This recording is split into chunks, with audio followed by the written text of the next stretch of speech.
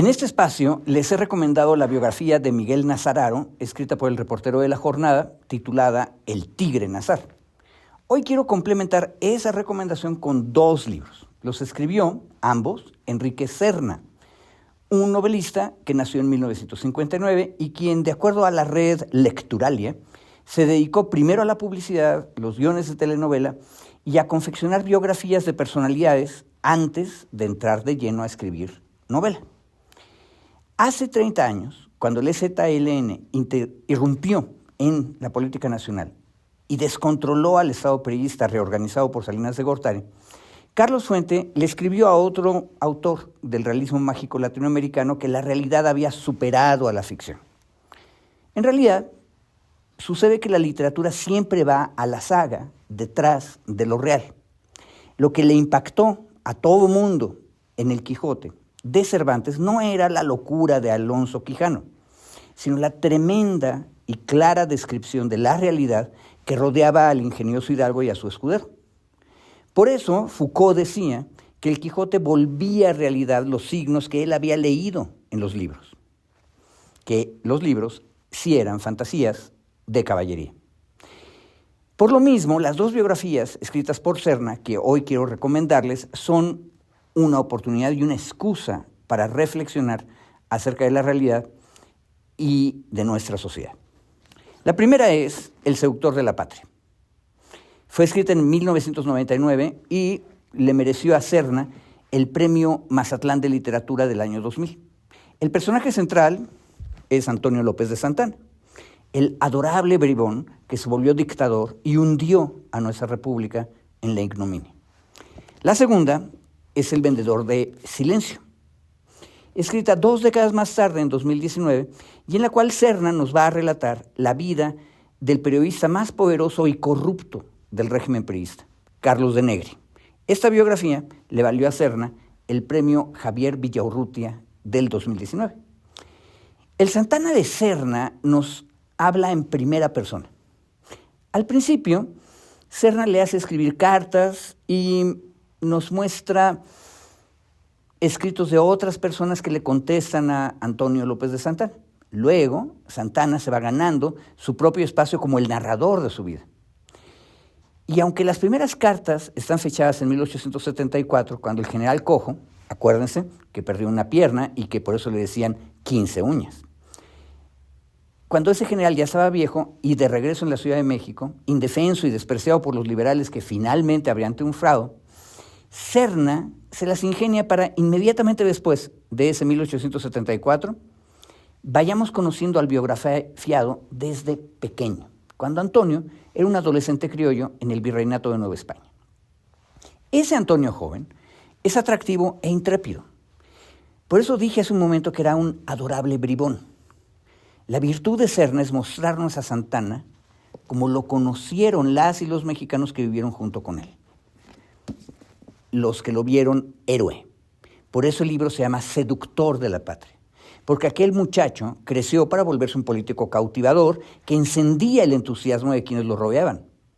Creo que fue José Vasconcelos quien decía que Santana era el mejor para reclutar ejércitos de la nada, pero también el mejor para perder esos ejércitos en una batalla mal planteada. Y pese a esos errores y todas las desgracias que causaba, Santana reaparecía siempre, otra vez, como si fuera un hechicero, encantador y entusiasmando a todos. Pero el seductor solo puede engañar eficazmente, porque él mismo se cree el cuento. Como Serna escribe sus biografías desde el espacio de la ficción, nosotros podemos leer en la narración de Santana cómo él se va autoengañando una vez y otra vez, y cómo le echa la culpa de sus errores a otras personas, cómo voltea hacia otro lado cuando la realidad regresa y le muerde violentamente. En este proceso constante de autoengaño, podemos ver cómo el personaje se degrada poco a poco hasta convertirse en el monstruo indigno que la historia nacional nos ha contado. Serna no se burla de la falsa gloria del general veracruzano, como Rafael F. Muñoz lo hizo en su libro El dictador resplandeciente, que se publicó en el año 45. Serna denuncia, en realidad, cómo fuimos todos seducidos por Antonio y cómo le consecuentamos todos sus abusos, todos sus excesos. Santana era, y sigue siendo, un problema colectivo. Vasconcelos, que posaba como antimilitarista, decía que si Antonio López de Santana no hubiese existido, el ejército mexicano de su tiempo habría producido otro personaje similar. Para bailar una polca se necesitan dos: el general Santana seductor y la sociedad política que se dejó seducir por ese monstruo. 2 décadas más tarde, Serna nos entrega un retrato muy similar.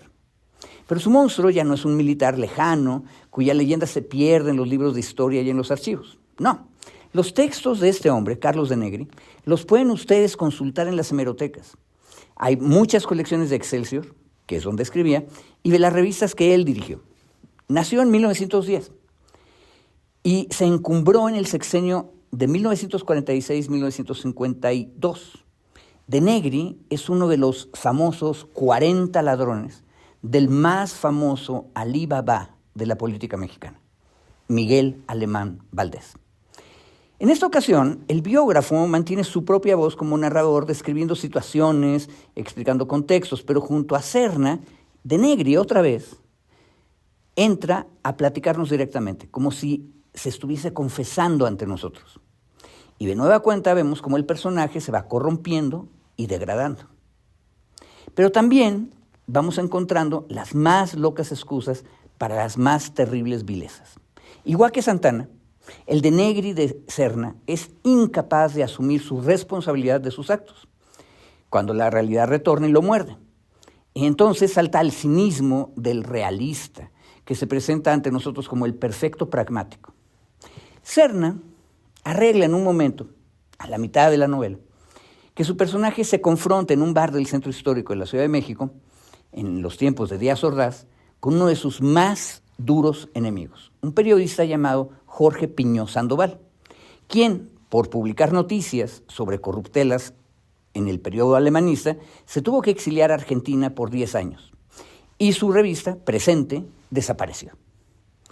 Allí vamos a ver a De Negri descararse y reconocer que yo siempre he sido amigo de quien me conviene, y despreciar a quienes luchan por ideales en el espacio público.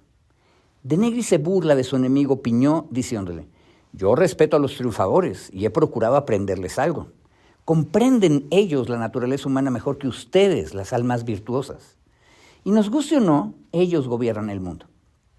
Lleno de esa soberbia y de ese cinismo, el De Negri de Serna nos cuenta 1000 fechorías. ¿Qué les aprendió ese periodista corrupto a los triunfadores? Políticos, priistas. Cómo sacar más dinero en una situación, cómo acomodar sus textos para beneficiar al político que va ganando, cómo aprovecharse de la confianza de familiares y de amigos, cómo explotar a los débiles, cómo abusar de las mujeres, cómo encontrar siempre una excusa que le permita vivir en el autoengaño, que él, por más monstruoso que sea su semblante, es el que tiene siempre la razón. Un conocido de este hombre lo llamó así, el Dr. Jekyll y el Mr. Hyde de México. ¿Por qué les recomiendo estas 2 biografías? Sencillo, porque se trata de 2 retratos que evocan personalidades análogas en nuestros días, de políticos y de periodistas. Y porque tanto los abusos de Santana como los cometidos por De Negri fueron posibles porque la sociedad se los permitimos. Tal vez deberíamos preguntarle a Serna qué personajes de nuestro tiempo merecerían una biografía como estas que él escribió.